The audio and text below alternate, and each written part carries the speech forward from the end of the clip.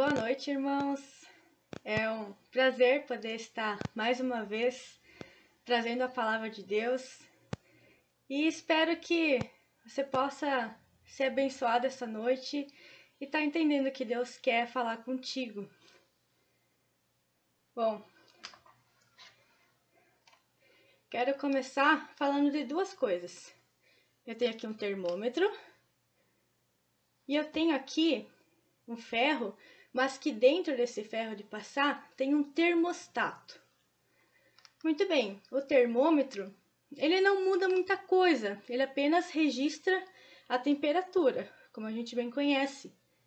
Ele não tem o poder de mudar as coisas e ele deixa de ser afetado por elas. Quando a gente coloca para medir a temperatura, ou ele sobe ou ele desce.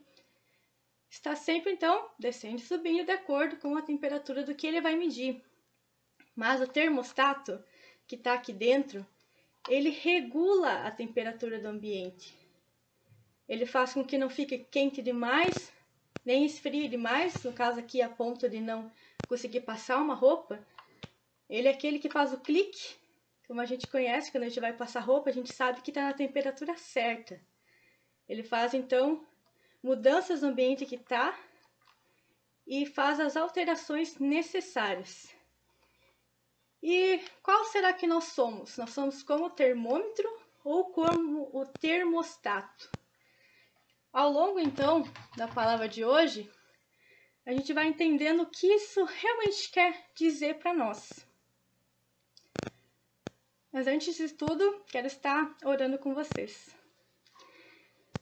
Meu Pai, obrigado, Senhor. Obrigado pela Tua palavra. Obrigado porque a gente pode aprender com ela, Pai. Obrigado, Deus, porque o Senhor está aqui com a gente. Não importa onde que a gente esteja, Pai, o Senhor está presente. E te peço, Pai, que esteja fazendo a Tua obra na vida de cada um que está vendo aqui essa pregação, Senhor. Que o Senhor prepare o coração de cada um para estar recebendo a Tua palavra e que Tua palavra transforme, Pai. Tua palavra que é viva e eficaz, que ela faça a Tua obra, Senhor.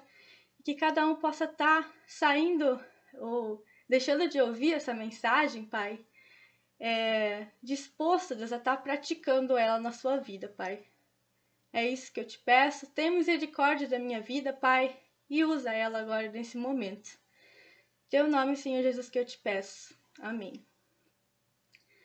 Quero estar convidando vocês a abrir a Bíblia de vocês na carta de Filipenses, no capítulo 4, versículos 10 ao 20.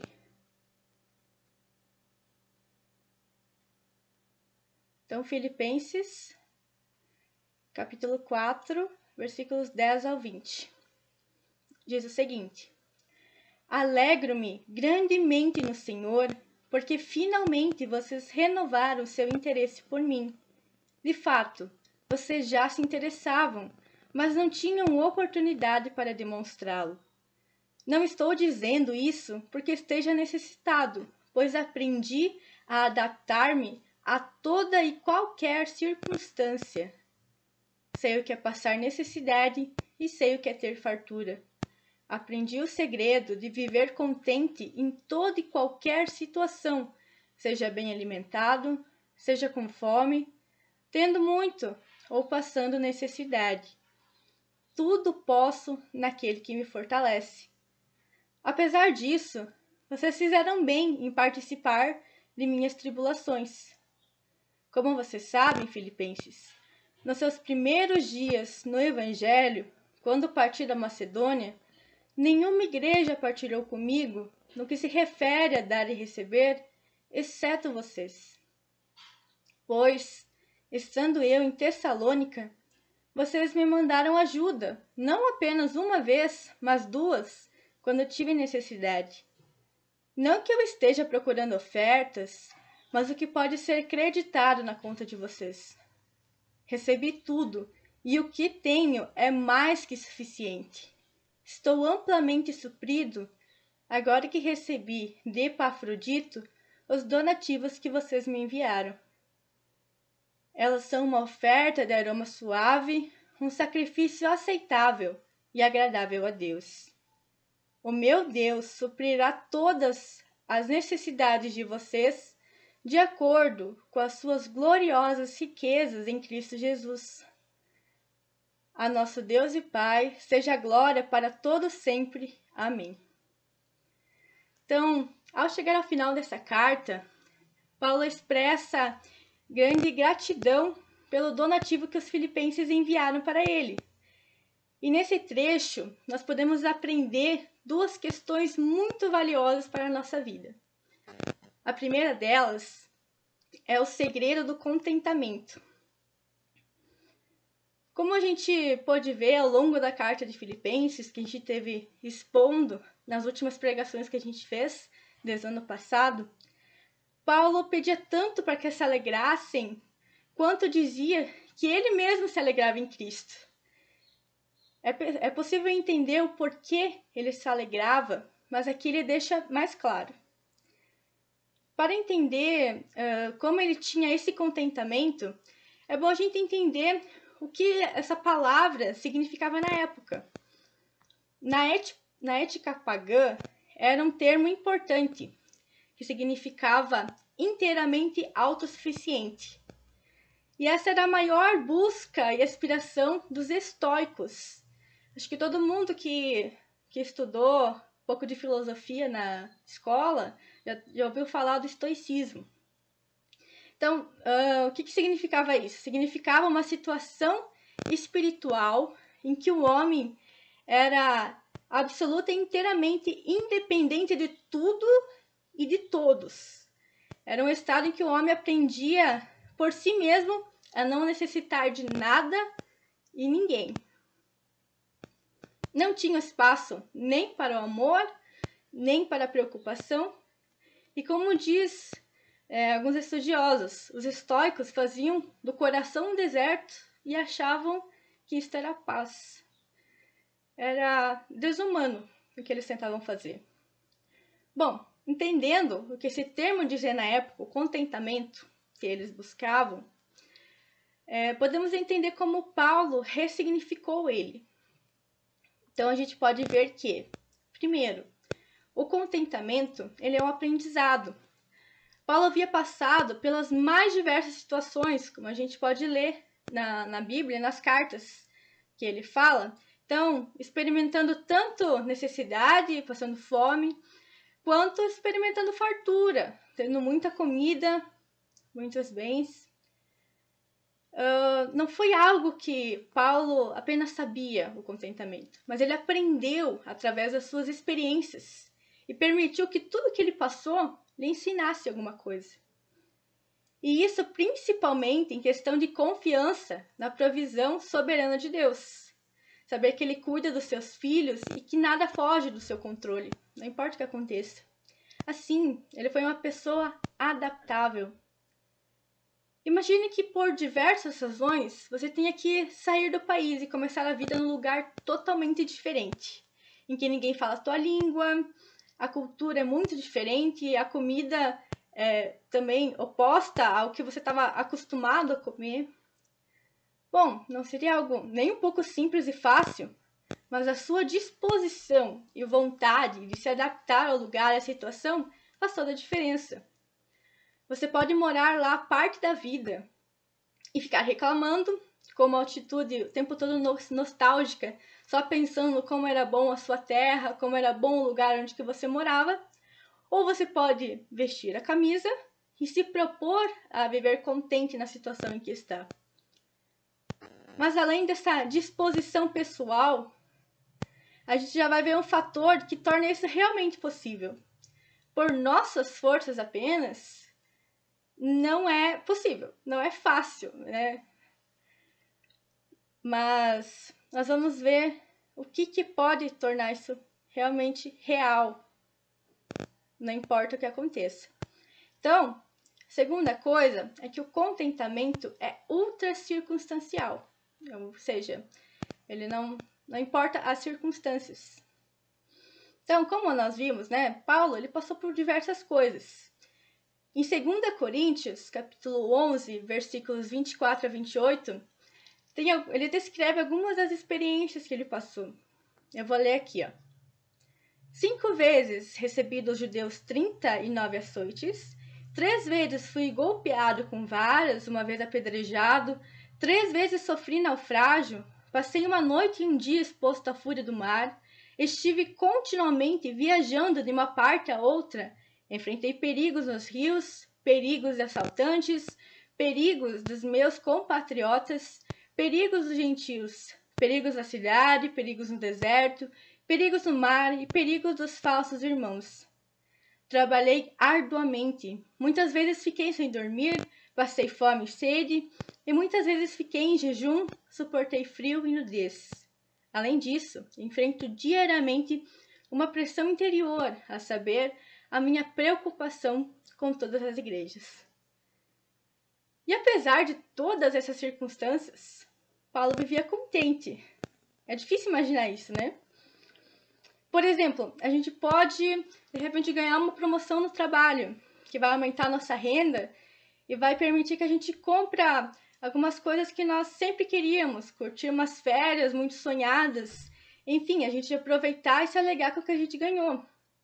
Mas pode ser que, de repente, a gente fique desempregado e por isso tenha que cortar muitos gastos, limitar a vida em alguns aspectos.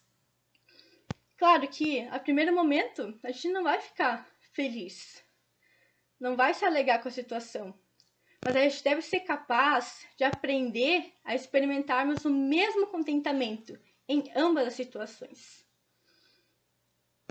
Como eu já disse, né, quando ele perdeu tudo que tinha, o Senhor deu, o Senhor tirou, bendito seja o nome do Senhor. Terceira coisa e principal, o contentamento, então, está em Cristo. Bom, isso é algo que parece lógico, óbvio, mas a gente precisa lembrar disso sempre, porque nós somos humanos e nós queremos tentar fazer as coisas pelas nossas forças e a gente acha que vai conseguir, muitas vezes. Quando Paulo fala, tudo posso naquele que me fortalece, ele quer dizer tudo mesmo. Eu posso passar fome, eu posso ter fartura, pode acontecer de tudo, mas essas coisas não vão mudar o fato de Cristo em mim. Paulo não pode tudo no sentido, não, agora eu sou onipotente, eu posso todas as coisas. Mas ele pode todas as coisas dentro da vontade de Deus. Ele pode todas as coisas em Cristo e não a parte de Cristo. Alguns estudiosos eles vão traduzir essa passagem assim: estou pronto para qualquer coisa por meio da força daquele que vive em mim. E outros vão traduzir também assim: eu posso fazer todas as coisas que Deus me pede com a ajuda de Cristo, que me dá força e poder. E todas elas, no fim, querem dizer o mesmo. O cristão tem dentro de si todo o poder que precisa para lidar com as exigências da vida. Só é preciso liberar esse poder através da fé. A gente pode observar na criação de Deus que toda a natureza ela depende de recursos ocultos também. Por exemplo, uma árvore grande, ela possui raízes longas que ela lança lá profundamente no solo para retirar água e minerais. A parte mais importante é aquela que a gente não está vendo. Como a parte mais importante do cristão é a que só Deus pode ver.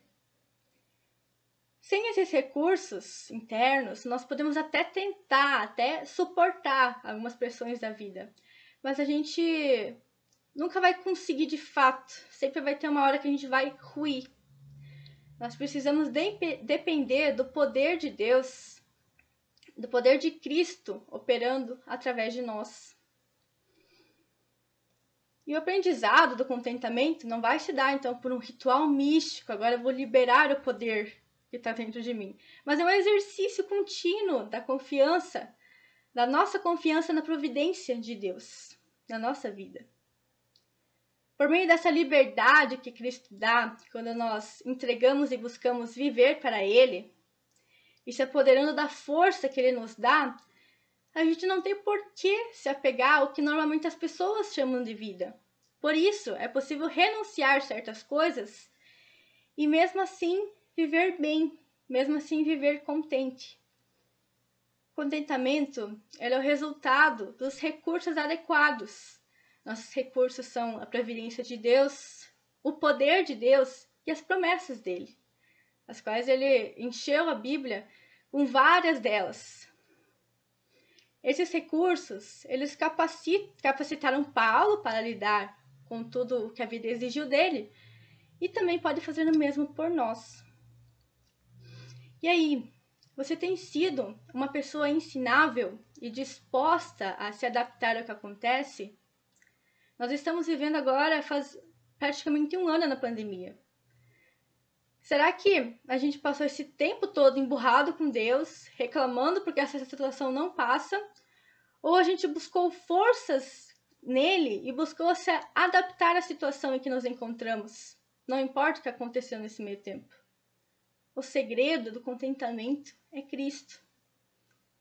E isso vai além das circunstâncias ou das situações que a vida nos traz. A segunda coisa que esse texto vai trazer é o valor da oferta na obra. Então, como foi falado antes, esse trecho de Filipenses é como se fosse o recibo que Paulo faz, que Paulo dá, e o agradecimento pelo donativo que os filipenses fizeram para ele. Então aqui ele aproveitou para elogiar eles e agradecer, deixando claro que ele não estava procurando ofertas ou que ele estava realmente necessitado, mas ele estava alegre no Senhor pela vida deles e pela obra que Deus vinha fazendo na vida deles para que eles chegassem ao ponto de ofertar, mesmo na situação que eles estavam. E ele não estava alegre simplesmente pelo que ele recebeu. Ele sabia que essa provisão ela vinha de Deus. Pense que você vai fazer um baita investimento, seja, não sei, na bolsa de valores, seja na casa própria, seja num carro, seja numa casa na praia. Seria um investimento a longo prazo e teriam certos sacrifícios, principalmente no início, que você teria que fazer para tornar isso possível. Talvez você não vai ter esse retorno logo, né? Talvez você vai ficar apertado financeiramente em algumas áreas, mas você sabe que isso não é vão, é um investimento. A oferta na obra, ela funciona de forma parecida. É um investimento que se faz e que talvez vão ter que ser feitos sacrifícios pessoais. Porém, é um investimento com valores eternos. O retorno que você talvez não vai ver totalmente aqui, você vai encontrar um dia no céu. Então, vamos falar um pouco sobre esse primeiro ponto. A oferta é um investimento. E esse investimento, ele é constituído tanto de recursos materiais como de oração.